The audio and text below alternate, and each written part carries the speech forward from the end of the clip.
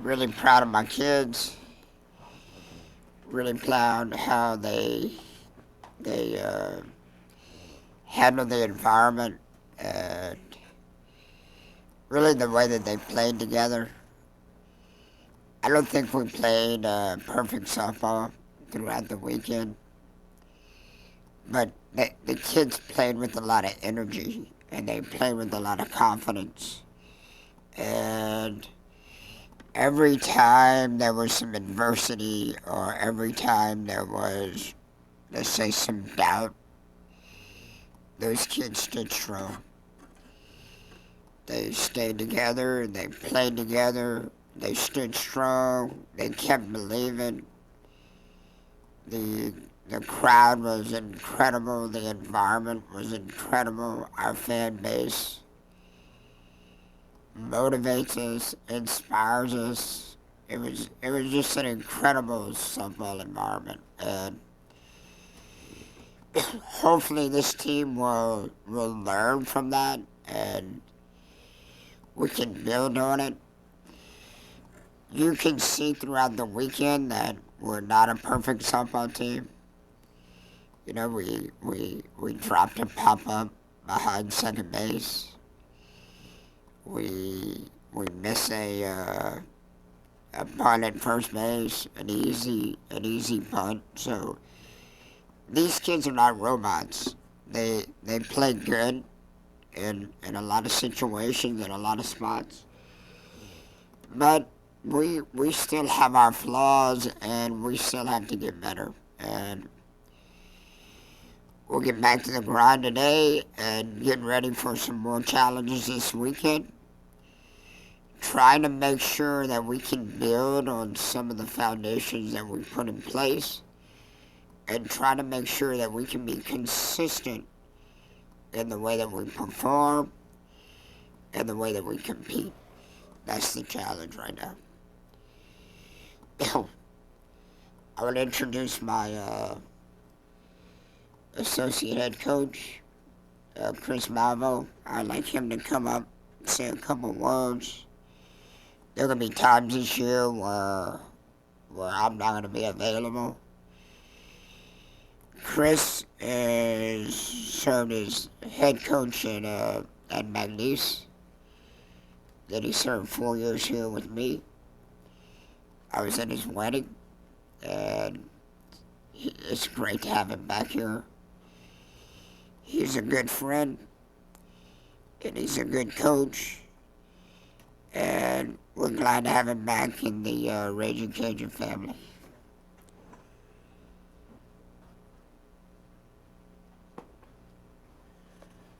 Thank you, Coach Mike. As Coach Mike has just said, being back over here with UL, it's been a blast so far. And, being at home this past weekend, if somebody was at that stadium and didn't get chills, they probably don't have a pulse. And it was just an amazing feeling to be back out there. The fans had the kids' backs this whole weekend. Even in I believe it was the second game against Oregon when, things, didn't seem to be going so well.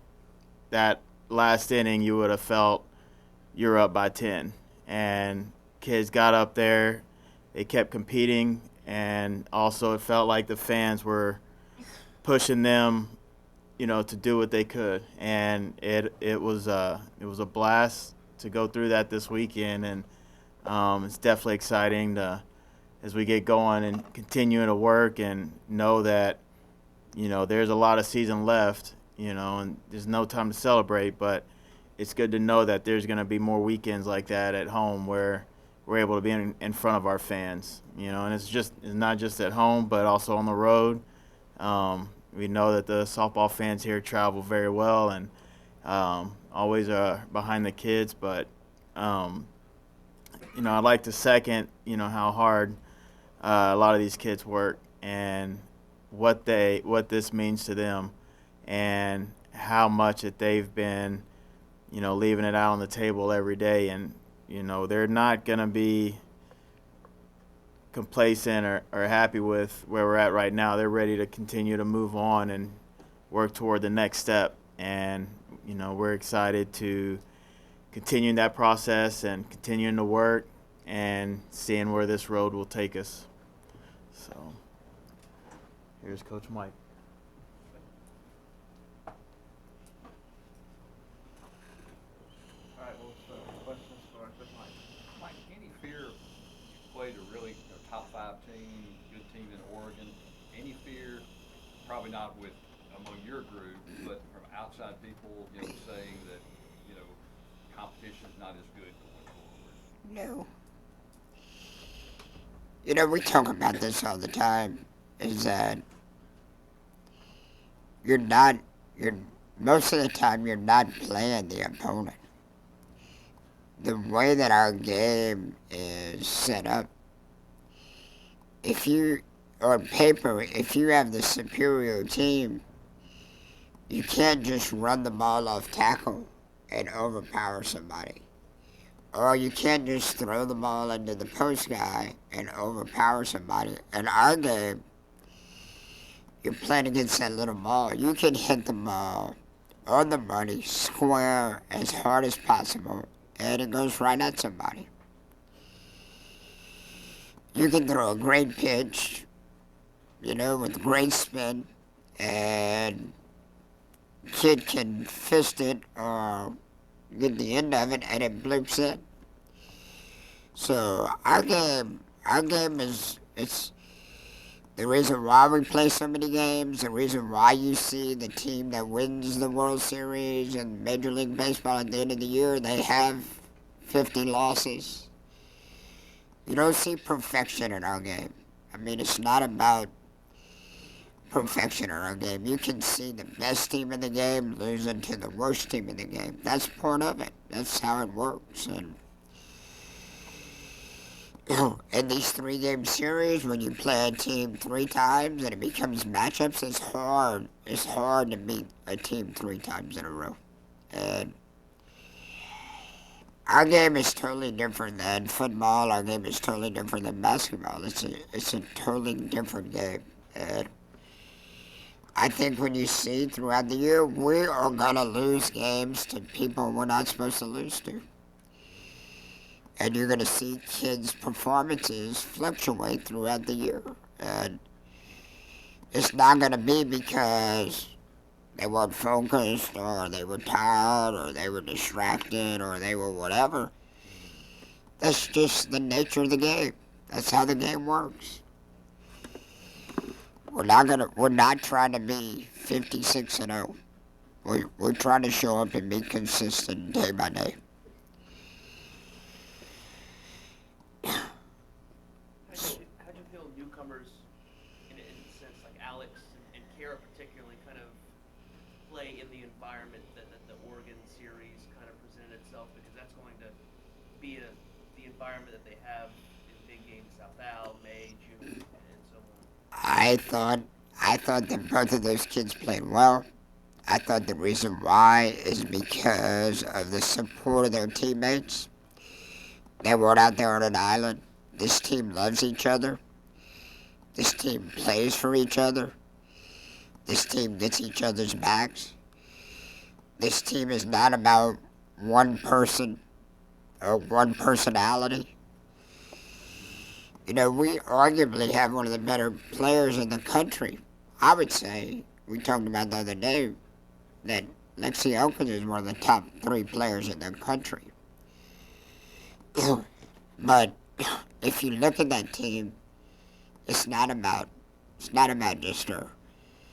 She gives energy to her teammates, and her teammates give energy to her. And what we're doing this year with our pitchers is we're not asking them to go out there and strike out 10, 12, 13, 15 people a game. We're asking them to throw strikes, work ahead, change speeds, trust their defense, manage the game. Alex was able to do that. Kara, on the other hand, is a true freshman. She shows a lot of maturity. and she shows a lot of competitive spirit. First of all, awesome on defense. I mean, that kid is rock solid on defense. And what she's been able to do at the plate early on is very impressive to me. And I think it's because of her personality, her competitive personality, but I also think it's because she feels comfortable around her teammates. That they've gone out of her way to make sure that she doesn't put any undue pressure on herself. Coach, what is the thing Kylie Joe in the this weekend and the foreseeable future? What's the next step, or what's the thing that you're hoping to see out of her this weekend and like in the next couple of weeks, just to be that pitcher you need for down the road? Well, Callie's stuff has been good. And she's throwing the ball hard. Her velocity is up. Her rise ball is a plus pitch. And now we're trying to develop some of her secondary pitches. And she's able to change depth on the rise ball. But I'd like to see her be more consistent with her change. And I like to see her more consistent with her down and out. And I like to see her more consistent with her off speed. You know, people started getting on her a little bit in that last game because she walked 2 or 3 or 4 people or whatever she did. But that's on me. I went out in the middle of the game and I said, look, we're not throwing any more rise balls. And I took her best pitch away from her. And I made her try to focus on the other things that we're trying to develop. And we had a good lead, and it was a good time. She's able to do it in the bullpen, but it's a good time for her to work on that. And so that's not on her, that's on me. That's what I ask her to do. And I put her in an uncomfortable situation, but hopefully it serves her down the road.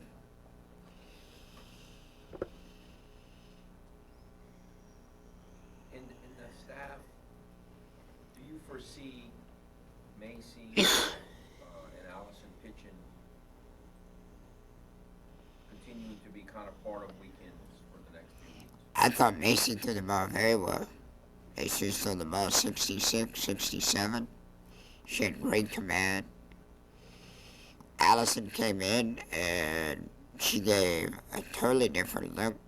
I mean, hopefully people could tell. She only got to throw in one batter, but hopefully people can tell from the time that she's left high school to right now, she's a totally different pitcher. Her velocity's up. She had great command. Her drop curve was, I say, a plus pitch. Her upspin was a plus pitch. She got 2 or 3 swing and misses. Look, we face her every week in inter-squad scrimmages, and that kid is good. Right now, early in the season, we haven't been able to play enough innings to work all of our kids in, but it's gonna come. I think all of those kids are gonna have an opportunity to contribute and produce. And whether they do or not, under the bright lights, the success we had against Hawkins can be directly attributed to Allison DeVille's work in the scrimmages. Like, she did a lot of that simulation, our hitters, over and over and over and over again. But she's getting better at developing pitchers, and we have the expert here in the room. And developing pitchers is not something that happens overnight. I mean, it's a process. And some kids get it quicker than other kids get it, but it's a combination of so many things. It's physical, it's mental, it's defensively, it's situations, and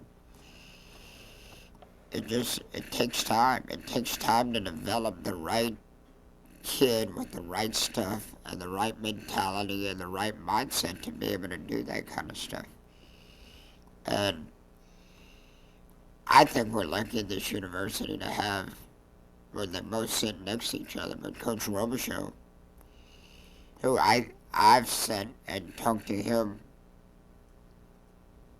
hundreds of times about pitching, and I've sat in his bullpen watching how he does it and trying to pick his mind and understand how he does it. And it's an art. It's an art to how you do it. Then, of course, I get to lay in bed at night with a two-time All-American. So the pitching stuff is a game. I mean, it becomes a game. I mean, you saw that last year as we couldn't close out the deal because we need to get some more pieces right in that phase of the game. And our kids have worked.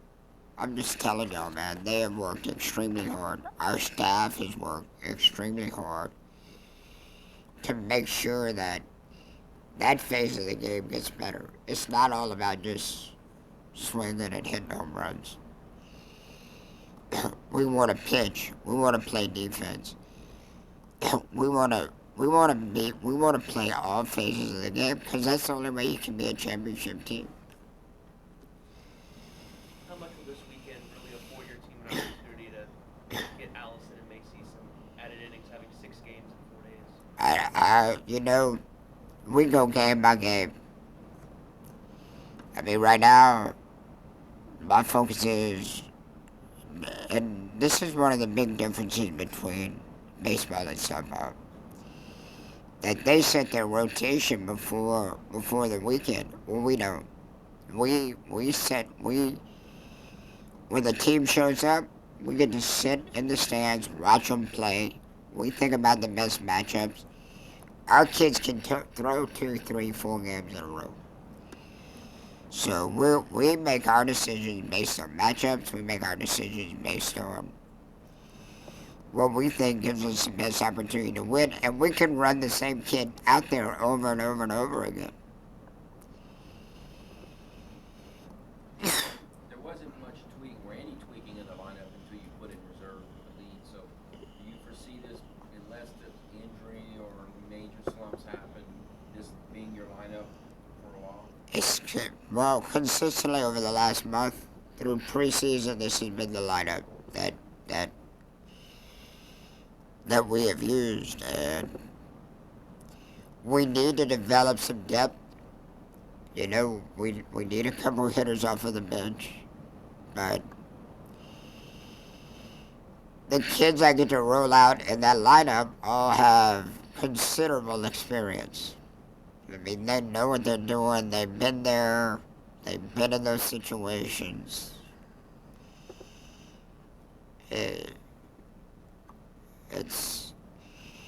But we have to start. Same thing I just talked about with the pitchers, and that's what Coach Chris and I are working on desperately every day. We got to start in our mind at some point. Know that you lose Elkins, that you lose Vincent, that you lose Landry, that you lose Carpello. So we have to start getting some of these young kids ready, and we have to start giving them some opportunities. So we're trying to find some balance there on how we do that. But I like this lineup. Anything else? Matt was telling me that I think there's only one player left over from the time there, and the coach is different. But Lexi is facing a role team this week. For a player to be going up against the uniform they used to wear, what's that going to be like? For her, Yeah. she wants to win. She, in talking to her, she has no animosity for that experience. She just, if you remember, she was a kid that graduated at midterm, and then she started her freshman year in college when she should have still been a senior. So there were some mitigating circumstances there, and as she went through the year, it wasn't the right fit for her, and but she played and she contributed to that team, and the school and the team took care of her. There's no animosity there, and I'm sure she has friends and people that she knows on the team, and I know this about her. As competitive as she is, she wants to win, and it doesn't matter if it's Texas Tech or Oregon or whoever. She's as competitive as she can be. We'll let her sing the fight song for us and show us how they do the guns up stuff and all that, but that'll just be fun. I don't think there's any extra motivation. But I'll ask her.